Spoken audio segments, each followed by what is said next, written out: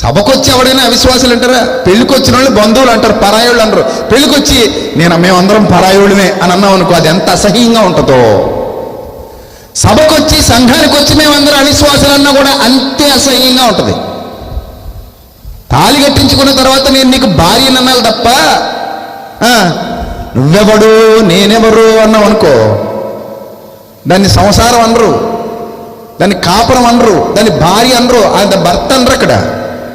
అలాగే వన్స్ నువ్వు బాప్తిస్మం పొందిన తర్వాత ఏమని పిలువబడతావు? మరి అవిశ్వాసిని ఎందుకు అంటున్నావు? బుద్ధుండక్కర్లా, నోటితో ఏదైనా మాట్లాడేటప్పుడు టక్మని అనేయడమే.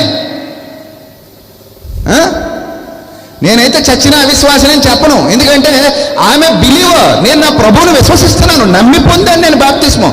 నమ్మక పొందితే దానివల్ల ప్రయోజనం ఉందా? పోనీ నమ్మి బాప్తిస్మము నొందిన వాడు